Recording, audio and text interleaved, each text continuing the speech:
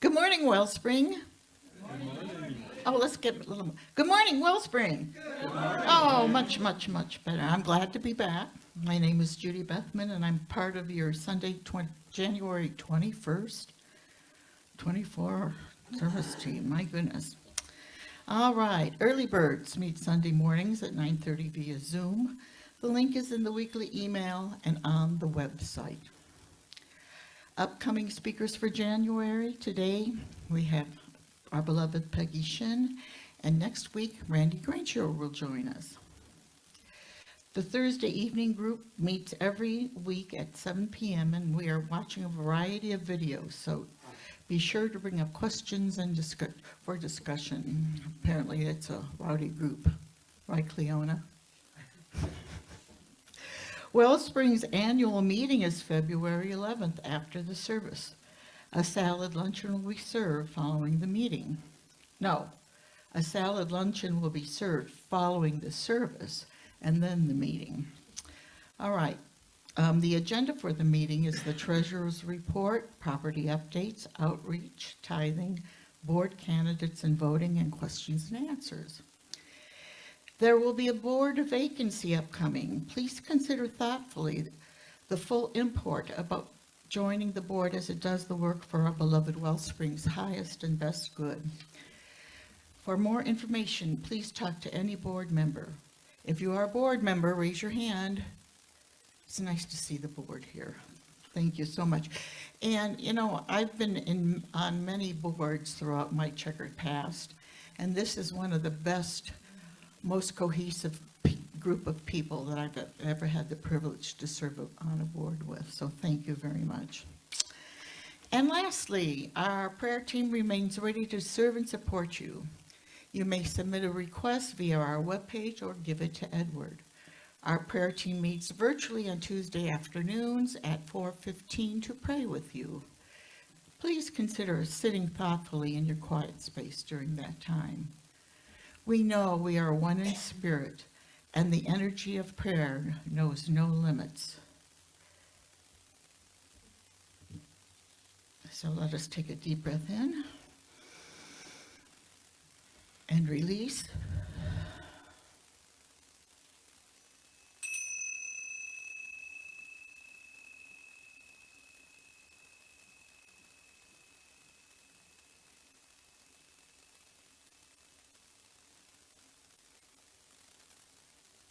Let's take another deep breath in.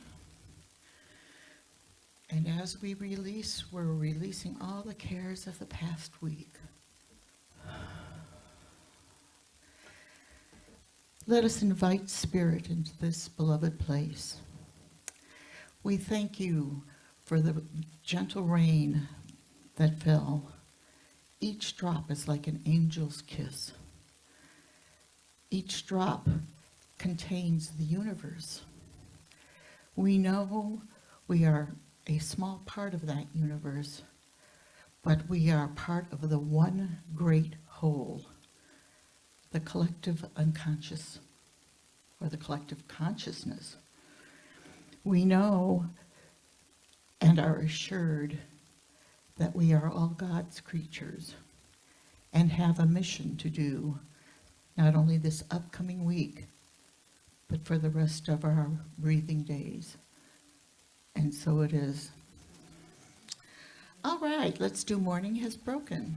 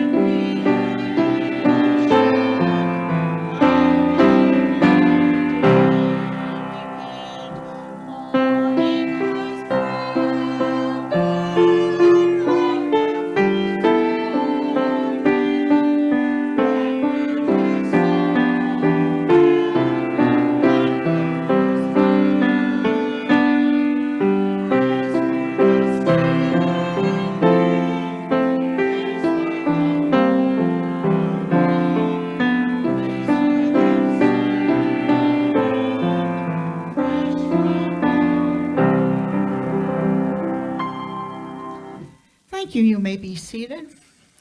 You're in fine voice this morning. Okay, let us do our vision, mission, and affirmation. Our vision to elevate spiritual consciousness in our world. Our mission to support individual spiritual quests through celebration, study, counsel, loving fellowship, and service. Our affirmation. I welcome the new year and the new beginning it represents. I welcome the freshening spirit into my soul, bringing with it new wisdom throughout the year. I know this is an opportunity to shine my light brightly to all whom I encounter, and so it is. At this time, we welcome back Doug Adamz.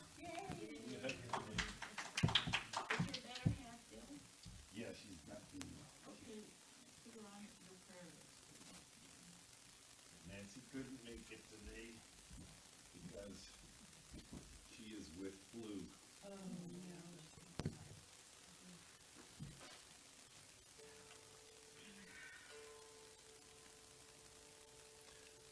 I remembered this song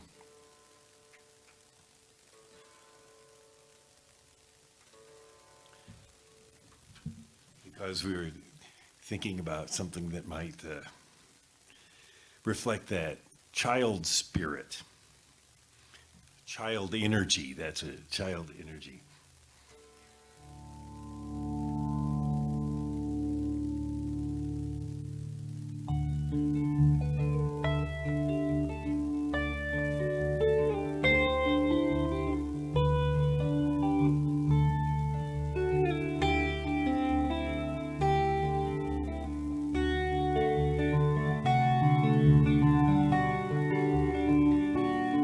Dear Prudence,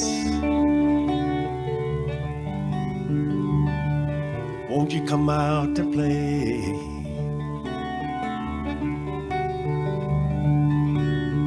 Dear Prudence,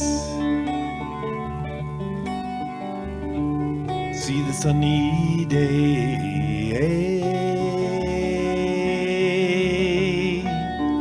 The sun is up. The sky is blue, it's beautiful, and so are you, dear Prudence. Won't you come out to play?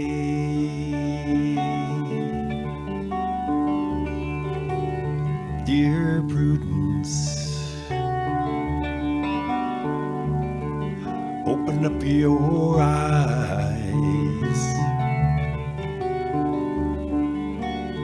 Dear Prudence, see the sunny skies.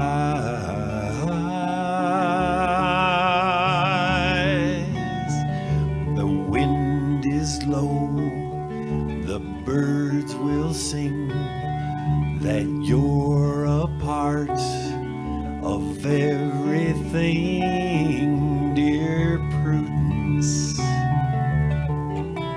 Won't you open up your eyes?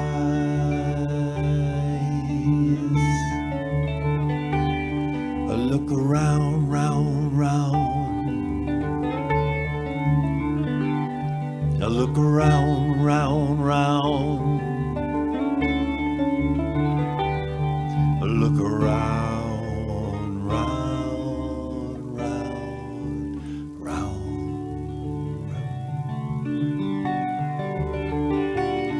Dear Prudence, let me see you smile. Dear Prudence, like a little child, the clouds will make a daisy chain. So let me see you smile again, dear Prudence. Won't you let me see you smile?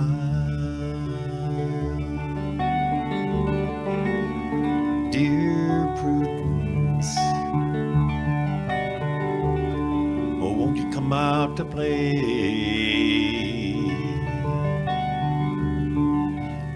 Dear Prudence, it's a brand new day.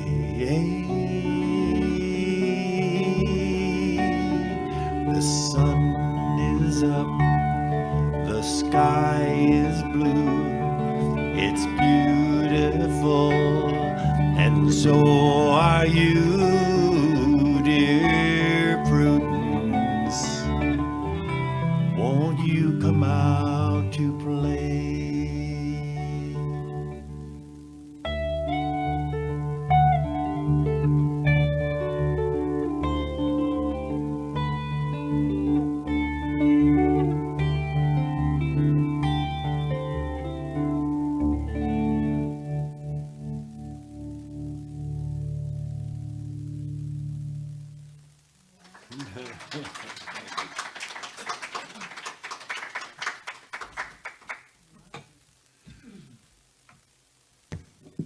It would be prudent for all of us, including Prudence, to do what that song tells us to, right? To be conscious every moment of every day. All right. I'm going to do a reading that I've taken from the Science of Mind magazine. And this is by Linda Watson.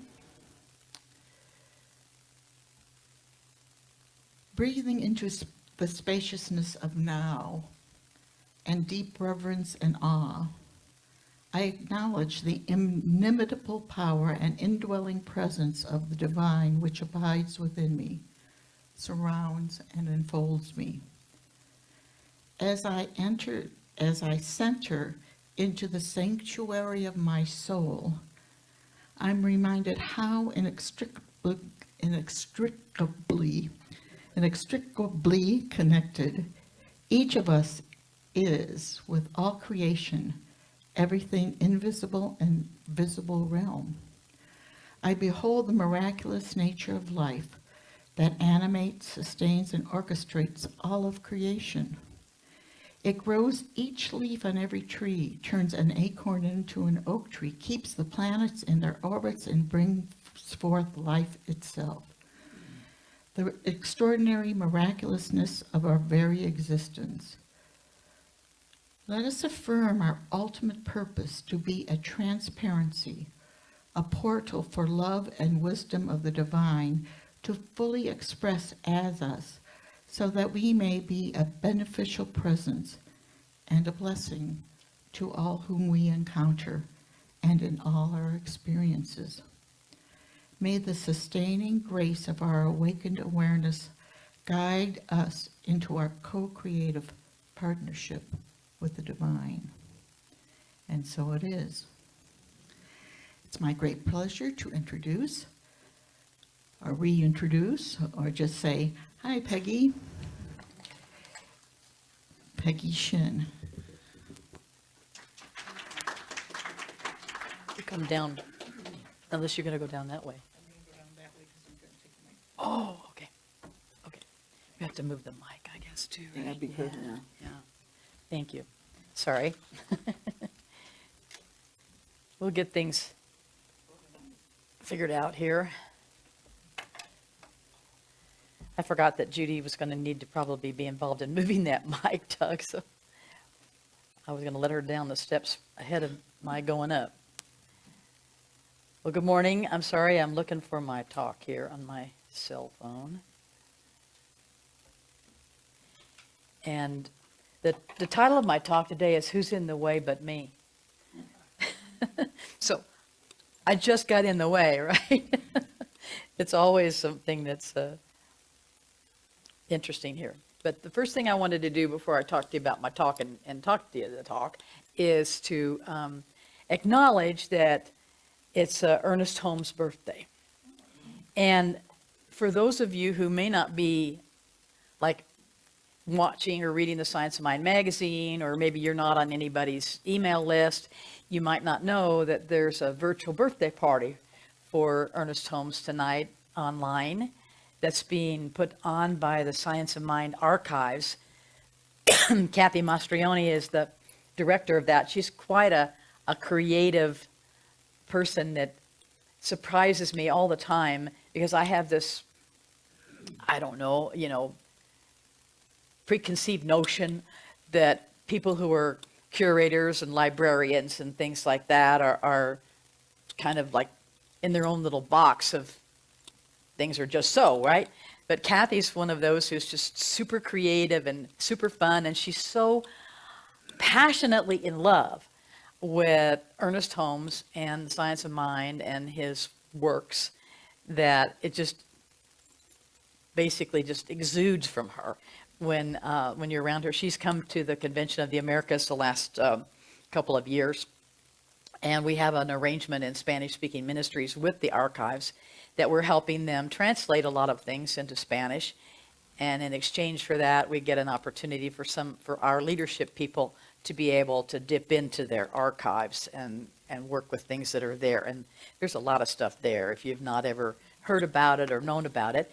And at the present moment, I guess we're moving our home office from the building that we've been in, and they are doing some fundraising for moving the archives into another location, which, just imagine moving Brannigan or something like that, So they've got a fundraising thing going on, and I think she's got that kind of tied into the birthday party. But if you want to go to the birthday party, it's at 6 o'clock this evening, and you go to scienceofmindarchives.com to RSVP. There's no charge for it or anything, but then they'll send you the link to get in. And I'm hoping, I didn't check this out with anybody, but I'm hoping that, it's an unlimited number of people, and they're still letting folks come in the door tonight without having RSVP'd any earlier than this. But in the Science of Mind magazine, probably for this last month or so, I think there's probably been, like a page of an advertisement about it. But it's scienceofmindarchives.com. You just roll those words all together, scienceofmindarchives.com, and come to Ernest's birthday party tonight. They're going to have trivia games about Ernest and Science of Mind, and they're going to have Cynthia James is speaking, Christian Sorensen is speaking. It's got quite a billing. And if you're not doing anything else tonight at 6 o'clock, you might check it out. If you're a student of Science of Mind and a fan of Science of Mind text and Ernest Holmes, it might be a fun thing to check into. So anyway, happy birthday, Ernest. And this last summer, when Kathy was at our convention in August, she had all of the folks on Saturday morning when we have our gratitude breakfast, which is a little bit lower attendance because a lot of people left Friday or Thursday sometimes from the event. But she gathered the people that were there into a group to sing happy birthday to Ernest. So I'm hoping we'll see our group from Mexico in something that she might have been cooking up, that she was asking people wherever she went and wherever places she was visiting to sing happy birthday to Ernest. And we sang Las Mañanitas too, I think. I don't know what she ended up recording exactly, but for those of you who may not know, Las Mañanitas is the traditional birthday song that's sung in Mexico or in Spanish. Anyway, so who's in the way but me? So I'm wanting to affirm that this is a movement for me from limitation to liberation, and I invite you to join me in this little journey here this morning. I think I shared with you all last time I was here that when I talked about the solution and resolution for the new year, that my mantra or my intention for the year of 2024 was to be more conscious. And in the subtitle of that would be to bring the unconscious to the conscious, because of the feelings that I have about myself and where my life journey is heading and where I want to do and be some of the things that were talked about this morning in the reading and in the song I need to be Dear Prudence, get outside and take a look around.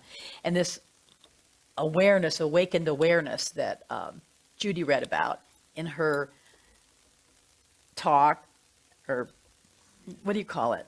Reading, in her reading this morning, yeah. That is my goal. I think all of us have this goal of becoming enlightened, but I'm beginning to recognize that, there's not that much more time out there for me maybe to become enlightened, and I better start doing it every day.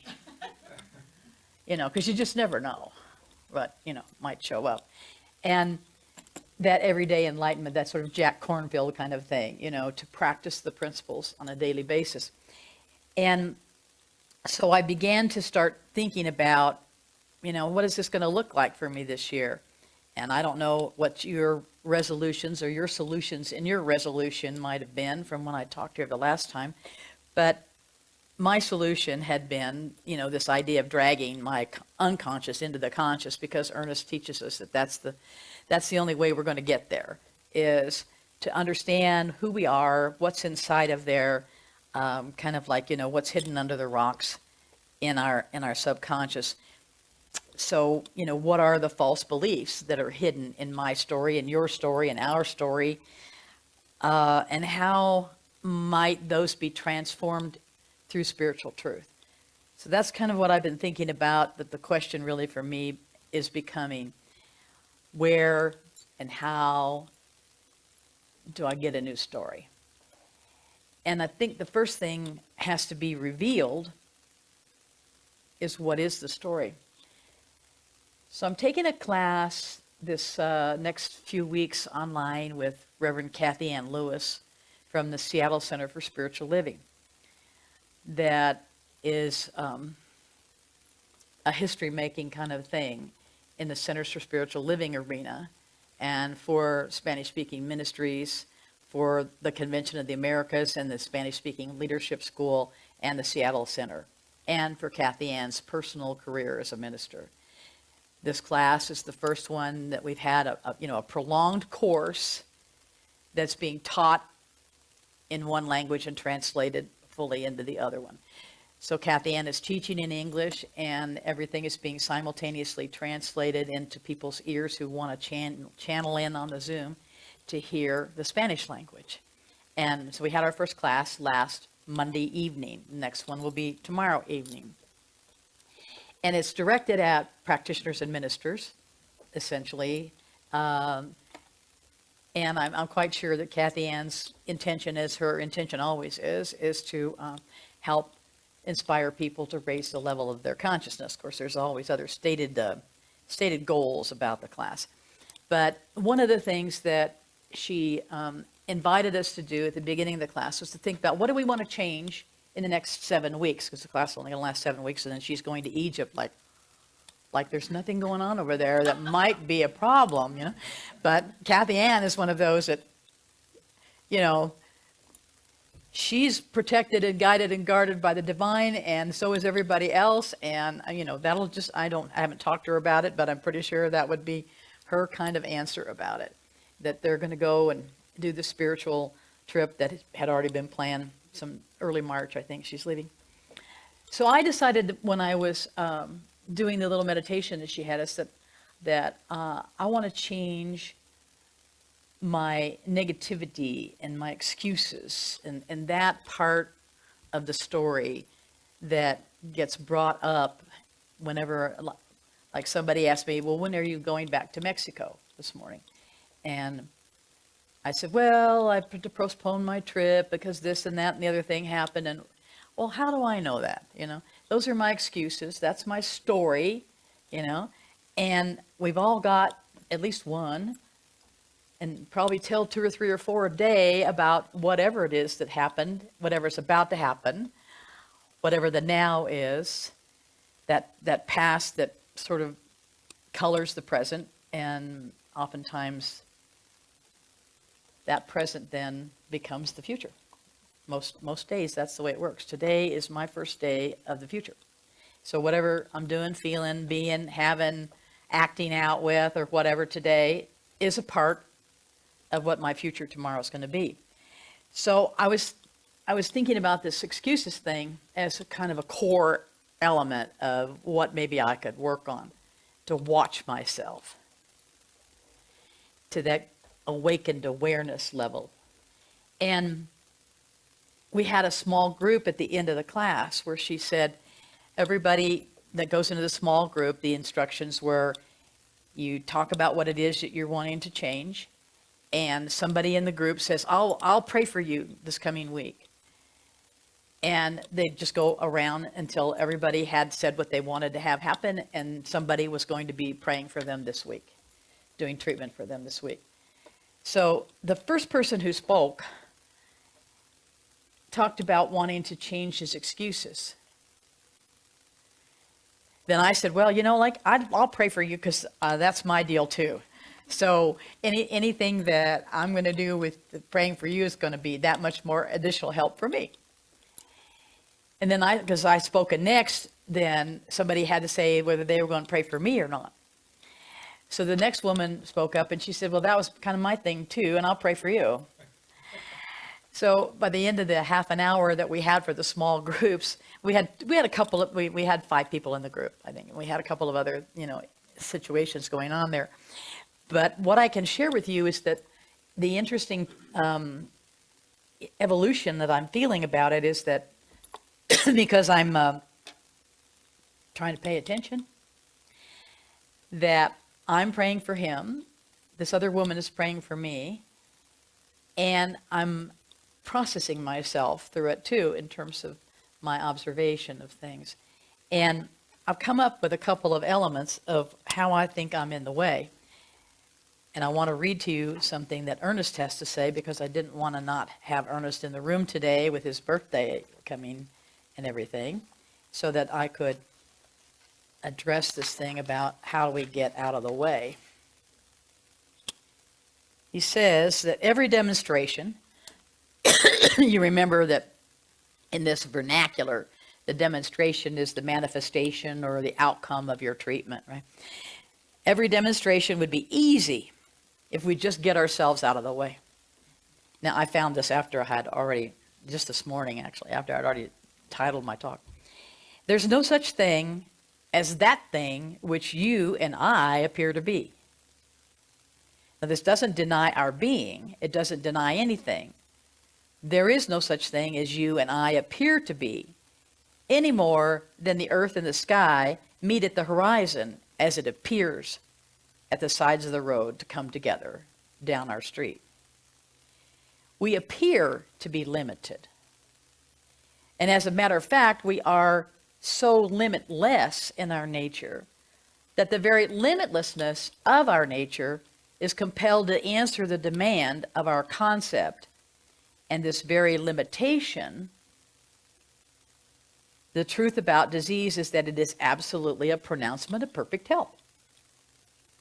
You will find in the very law, the name of this book is Love and Law, that was put together by Marilyn Leo after Ernest's death, of talks that he gave and things that he had presented or written that had never before been published. So that's the name of the book, is Love and Law. So I'm sorry, forgot to tell you that at the beginning. Let me go back.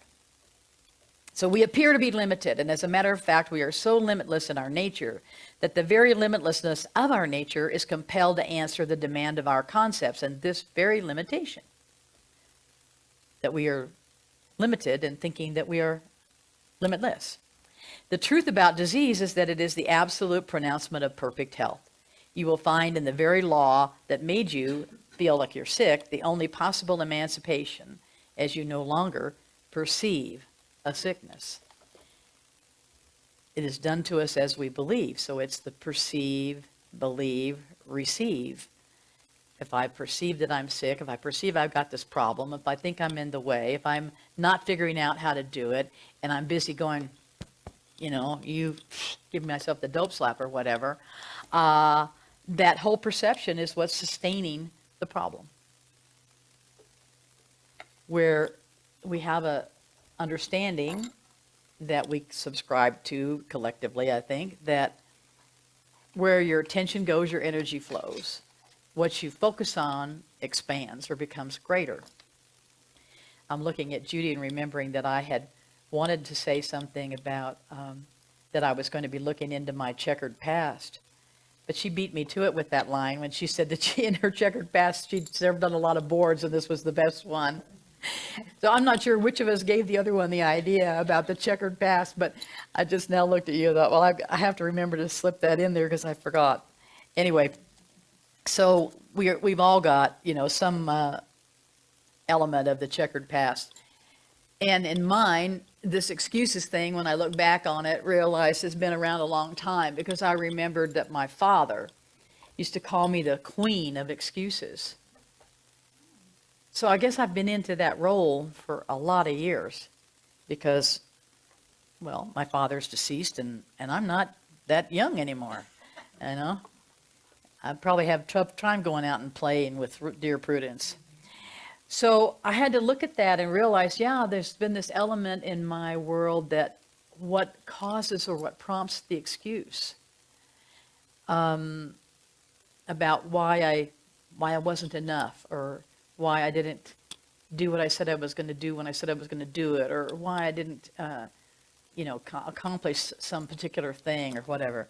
And I started realizing that the excuses were really maybe a combination of a few different things that I'll put out here for you, and you can think about it if you want to think about, if you're into excuses every now and then, what they might be covering up in that unconscious part of our mind that is really what's directing our actions and our activities.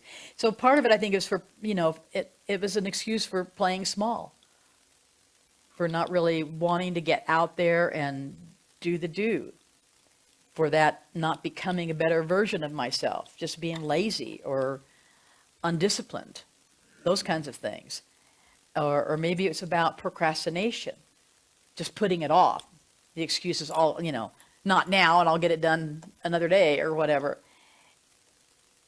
But it also probably in many instances was about supporting my denial about something in regard to me, or something in regard to what I wasn't really wanting to express about whatever it was that was going on that I was feeling like I had to put out an excuse about, or tell a story. Something subconsciously was saying, don't do it, don't finish it, don't be caught less than perfect. The old emperor's clothes kind of thing, And as I was thinking about that this week, I realized that I'm being a little bit transformed already, and I think because of the class situation, that I understood at a different level what might be the relationship of excuses and my being able to use that to transform to a spiritual truth. So I realized that anytime I want to make an excuse, and it might be the same for you too, that anytime you feel a need to defend yourself or to excuse something or offer up a explanation, it's sort of like, Lucy, you've got some splaining to do, when that kind of thing shows up and we feel like, we got to. So now what I'm realizing is I'm paying attention and trying to have that awakened awareness that Judy talked about at the end of her reading, is that if I'm prompted or actually give out an excuse and I'm aware of it, that's an alert. That's a little signal to me that there's a limited belief behind that in my subconscious that I need to bring to the conscious level. That limited belief that's in there as to, why I feel I have to cover something up or explain something or postpone something or procrastinate on something. There's a limitation in there in my beliefs about what's possible. Because the excuse is what jumps us into our story. That story that's our checkered past, whatever it might have been. And there's a reason to drop into the story in order to sort of like deflect or defer, right? I see a couple heads shaking, that this is how we operate as a species. I'm not that unique, I don't think. But the story is always going to be about, I can't, I won't, I shouldn't. And those are limitations. Whereas Ernest is telling us, our nature is to be limitless. So I'm working on how do I take that alert, go into there, kind of dig around, excavate there in my subconscious and see where did I get a belief that is causing this? What is the belief? What might I do to change the belief or, substitute it for a belief? So I realized that anytime I'm making an excuse or dropping into my story, I'm really just arguing in favor of keeping my limitations, of defending. This is my limitation, and I'm just going to stay with it. It's been around a long time, and I like it, or whatever. But it's really all a matter of just playing small, usually. Can't do that, so I'd invite you to think about it. I can't, I won't, I shouldn't, do. Now, I'm just going to be quiet for a second, and you insert your limitation if you think of one. And see if it might not fit, that it's a way that you see too, that you're defending your limitations or your character defects, your personality construct, your addictions, whatever. We feel the need to protect. And one of the things that I noticed when I was thinking about it is that my proclivity in that particular time is to figure out either, something that's coming from judgment or justification. And a lot of times it could be just judgment of me or justifying myself to myself and hearing it so I can say it to somebody else, right? Or I'm telling myself what I call rational lies. I'm rationalizing. And to me, because we are so bright in our mentality as human beings, we can come up with all kinds of rationalizations for whatever our excuses were about. And I guess since I've been at it for a long time, since I remembered my dad used to say I was the queen of excuses, I probably got pretty good practice at it. And I recognize that I'm lying, that the lie, the self-lie, the rational lie that I tell myself is basically, well, I'm okay and everything's okay, and and I can do the spiritual bypass around this thing and whatever, and don't have to really look at it. So those are my rational lies. Maybe you got a couple in your toolkit too. But where the work needs to be done is this transformation of the belief in order to eliminate the elimination. We're talking about enlightenment, and in the first part of your reading this morning, I got the hit about I needed to remind myself, and you guys as long as I'm here, that I believe I have to eliminate in order to illuminate. So if you're talking about being a light, being the portal, I forgot what the modifier word was in front of portal, but it was about being a portal for the light for others. And is the way I remember hearing it. And I remember thinking, yeah, that's what I'm talking about doing here today, is how do I eliminate those limitations? Because those limitations are a part of what's holding me back, and I'm in the way of eliminating them because I'm not looking at them properly. I'm sitting in that judgment and justification aspect of things. And I realized that one of the things I have to learn to do is to interrogate my perception of reality. Duh, is this really what I think it is? Is this, am I about this or whatever that maybe that's showing up? And maybe I might have to have a fierce conversation with myself about it. But what I came to understand as I was considering that, no, I have to forgive it first. I have to shift the way I look at things, because I'm probably similar to you guys. I'm just beating myself up or being negative about whatever it is, or calling it negative, naming it and claiming it as a negative, as I am in the first part of my talk this morning, that this is like all these excuse things and all this stuff is negative, right? I have to shift the way I look at things so that the things that I look at can have a way to change in my perception, or I have to give myself and others a little bit of what Sandy Scott calls wiggle room. And I heard a little discussion about space and the space that we need to do these things. So I have to be patient with myself and my process, as you do. Sometimes it's just not a no, but it's a not now or a not yet. You know, God's delay is not God's denial. So now what I realize is that I have to catch myself when I'm, I have to have that awakened awareness to catch myself when that I didn't do this morning when I'm giving Edwin the whole story about why I can't go back to Mexico yet. So that was my negative excuse and stuff this morning that I didn't catch myself at in time to stop. My mom's dad used to tell me if I could stop to think, I could think to stop, but it's never been my superpower.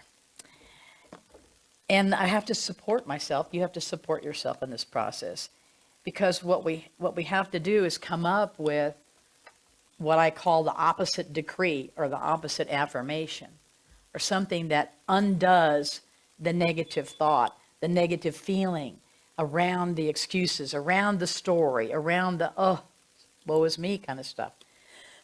And so I call in the AAA. I've talked to you guys about this before, that the AAA that comes and, gives me the forklift out of the problem attached to the, what do they call that thing in English? The only word that's coming to my mind is the grua. What is the name of the truck? The tow truck. Yeah, that can lift me out. So the first A of the AAA is awareness, and we'll add the word awakened because that was part of the reading this morning, the awakened awareness, because I can't do anything, I won't be able to change anything, and neither will any of us be able to really change anything unless we're truly aware of it. If I didn't know a tag was hanging out of the back of my dress or something, I wouldn't be aware enough to fix it, right?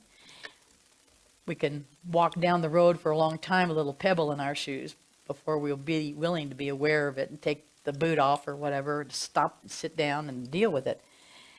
But the next level of the A is the acceptance. So once you become aware of it, to really work the law and the love that we aspire to understand, teach, and learn here, it needs to be accepted. Because again, if I can't accept it as it is, I can't change it from where it is to where I might choose to have it become. Because I'm continually sitting in the resistance of it rather than the acceptance of it. And in that resistance is the time that we're putting all that attention on it. So the energy goes where the energy flows where the attention goes. And I'm making it bigger because I'm focusing on it. So what I realized is that for me to turn around the excuse and keep that from being the focus and that story from being the focus, I have to have something that reverses that. Something to say in that moment to like pull me away. Distract my attention from whatever that is that I think I'm having to pay attention to, that's the excuse or the story or the whatever. So I have to give that acceptance a little bit of time to come about and to work itself into, okay, I have this limitation. I have this limited belief in limitation, is what I should say. I have this limited belief that I'm limited. The part that I read this morning, that the nature of limitlessness is it's tough to get our head around the fact that we're limiting the limitlessness. That I want to have something else show up instead. So what do I want to manifest in that regard? Has to come out through the action. But what I came up with was that I don't have, I wanted a sort of a kind of a one size all fits the circumstance. If I have caught myself in the act, I catch myself in the act of being at the scene of the crime, of all these crimes that have gone on in my life, right? And I'm always the one at the scene, the one common denominator of it all. What do I do to accept my responsibility in it? So I catch myself there.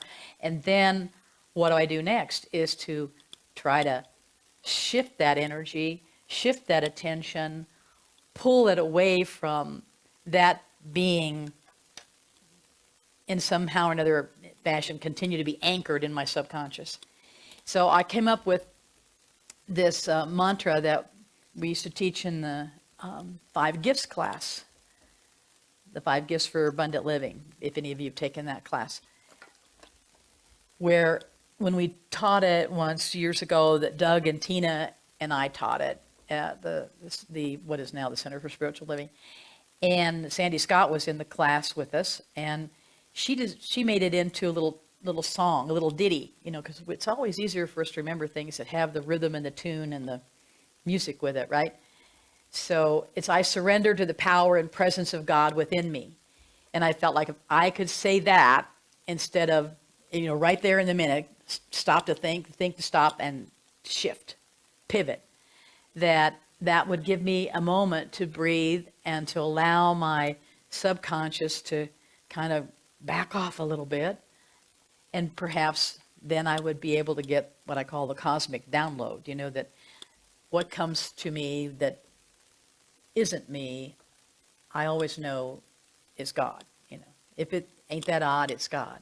So if I get a hit about something in that time that I've stopped and surrendered to that moment, allowed it to be, allowed myself to accept it, then I've given it that wiggle room or that little bit of space for something else to come in. And I decided that's going to be my one-size-fits-all turnaround for the next bit of time and see how that works out. So it's, I surrender to the power and the presence of God within me.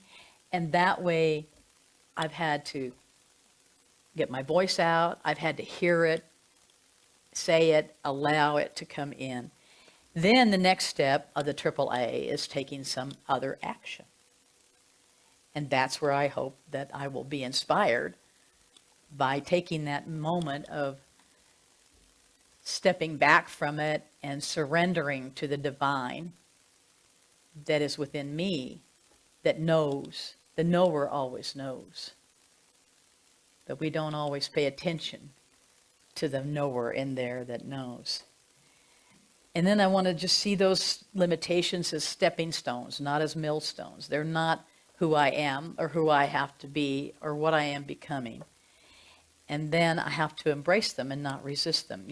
One of the things I've said is that resistance is a piece of my work always, it seems.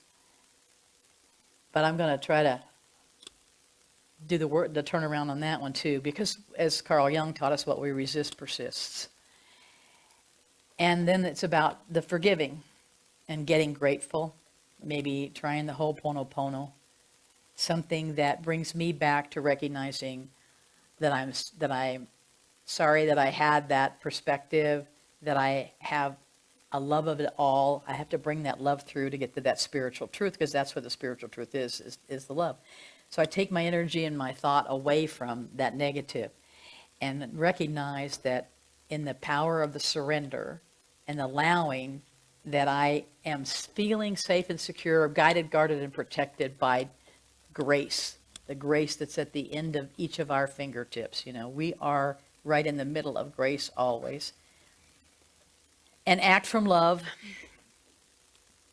in order to react differently.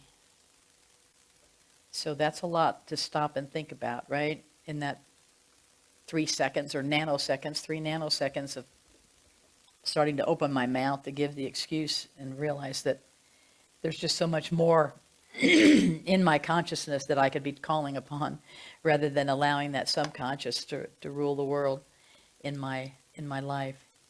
And I've talked to you all here before. I think I have my little word things that I like to share that are the sound bites that maybe you can take with.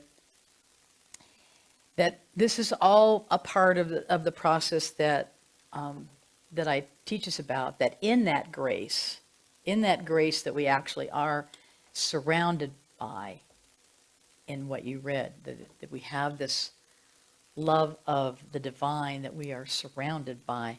That in that grace, I can trace it, I can face it,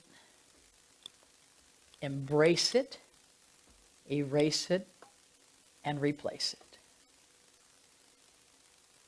I'll say them again.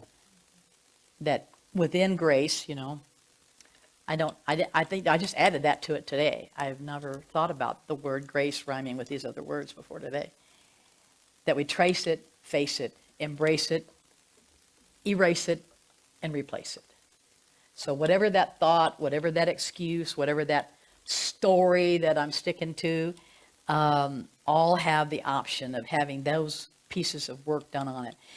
But I've got to be aware, I've got to face it, I've got to trace it to whatever maybe I can find in my subconscious in order to embrace it, decide what it'll take to erase it, and what I want to replace it, because we don't want that vacuum, bringing it back to the same story right back again, because we don't have a space filler for it.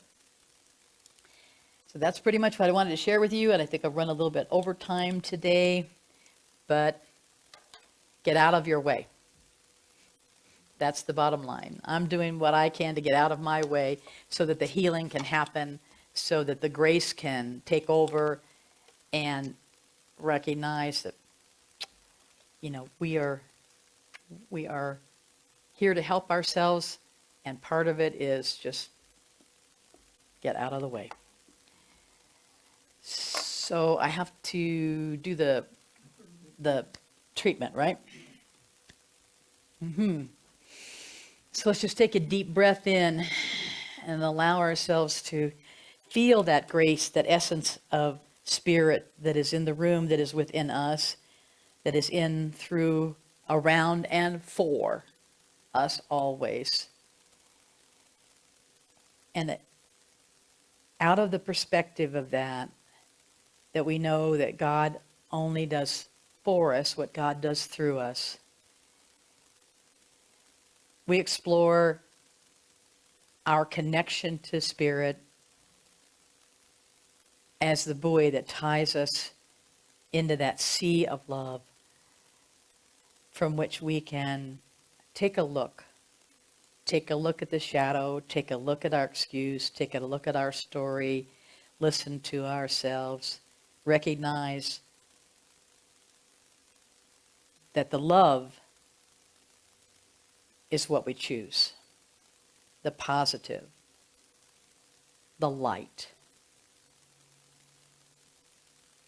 and that the sickness is the demonstration of perfect health by showing us where we're headed, what the spectrum is. The fear is faith returning.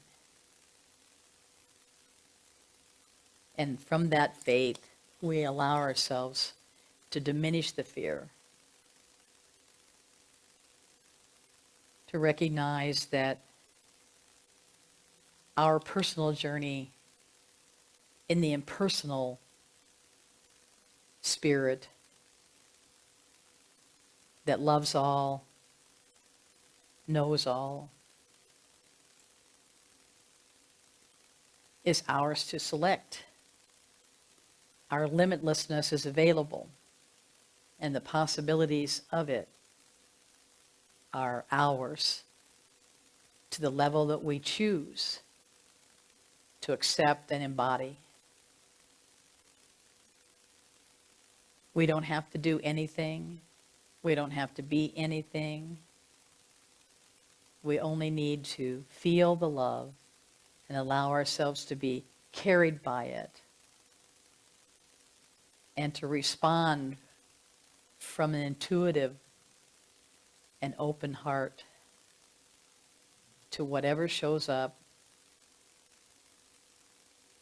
without judgment, without justifying, without rationalization, accepting it as it is, and also the both and part of knowing that there is more, there is better, there is higher, there is brighter, there is greater yet to be for each of us individually and collectively.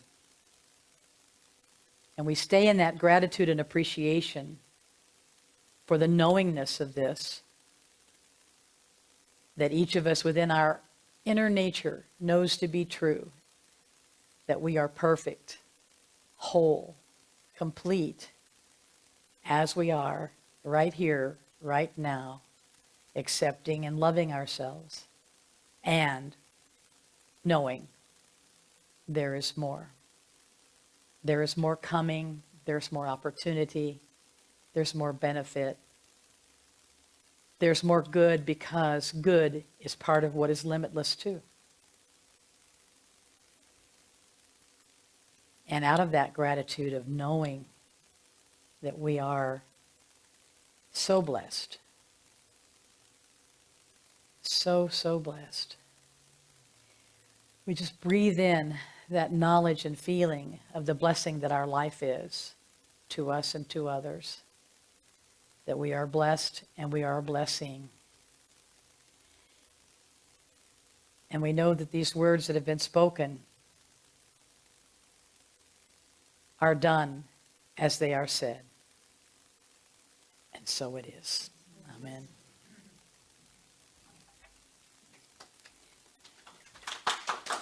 Is it time for Doug? The famous Doug Adamz, that I never knew his last name ended in a Z until I looked up his now famous Burning Bowl song on YouTube.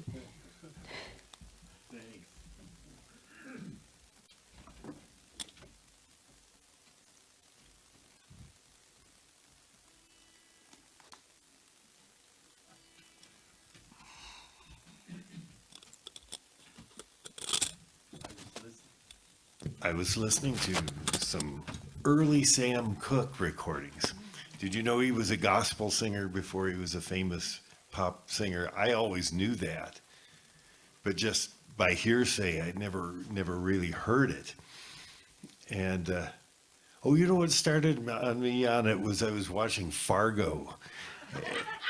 And this is how I discover music. I'll be watching TV and I'll hear something that catches my ear and get out my phone and figure out what it is. It was, I knew it. I heard it. I thought, that's Sam Cooke. And he's singing with a group called the Soul Stirrers before he became a famous pop singer. Anyway,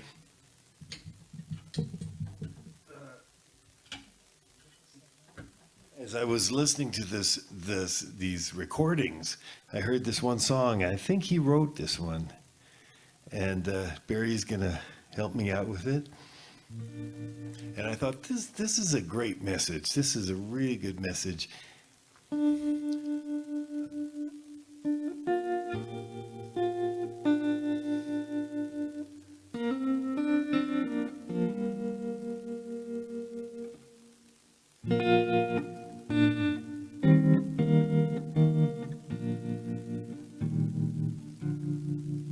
All the things I see when I walk along the street, that's heaven to me.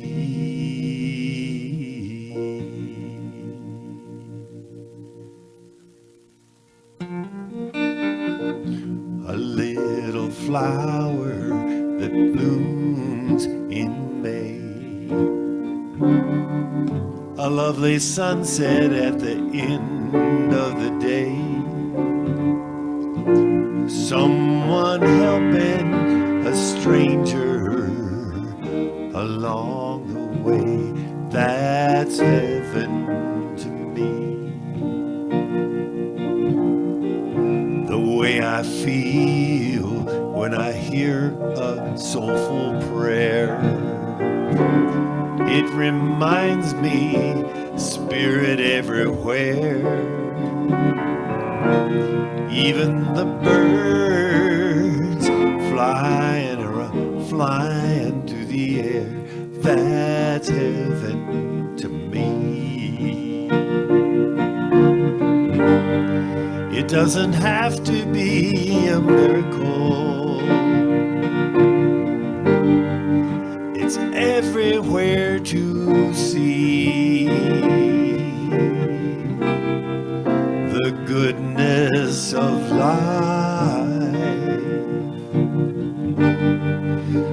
There for you and me. Whoa. Little children playing in the street with a friendly hello to everyone they meet. Even the leaves blowing on in the trees. That's heaven to me.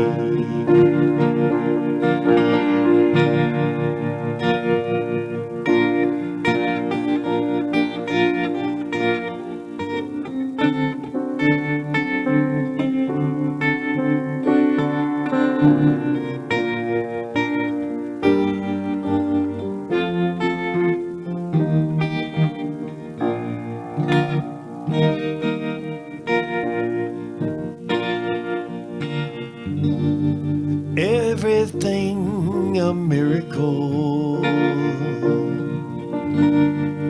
there for us to see. The goodness of life all around you and me. Whoa, a little flower blooming in the spring,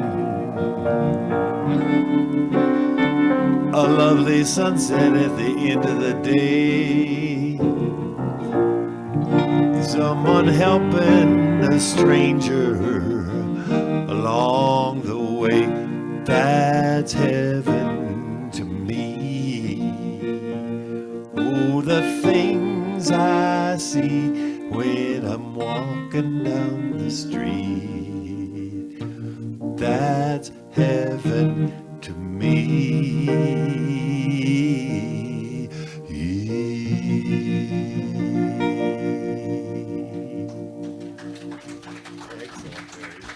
Thank you. Yeah. Thank you, Sam Cooke.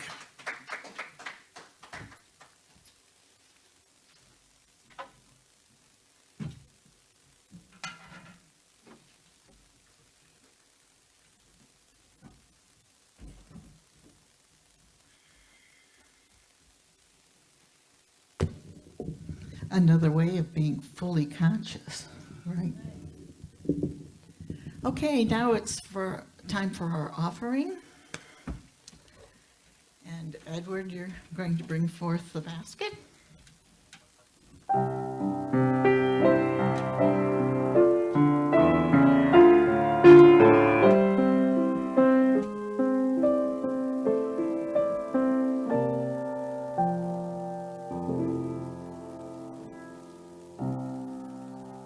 We thank thee for these wonderful gifts, because we know it's a part of the flow that is evident throughout our lives, and we know that these gifts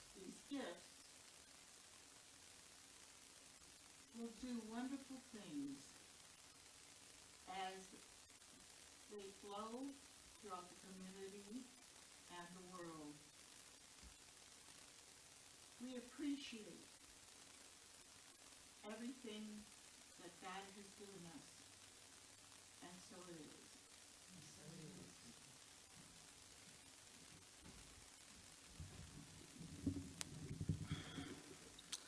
All right. There are a number of folks who have contributed to the production of this service, and we are grateful for their service. Notice new slide. New slide. Right? We thank you for joining us today in Zoom land and here in the sanctuary. And lastly, stay around in the Zoom meeting to visit after the service, or you can join us in the social hall. Please stand if you are able and read with me the benediction, followed by a congregational song. Spirit, in the midst of us is mighty. Joy, peace, and eternal life are our true nature and flow through us into the world. And so it is.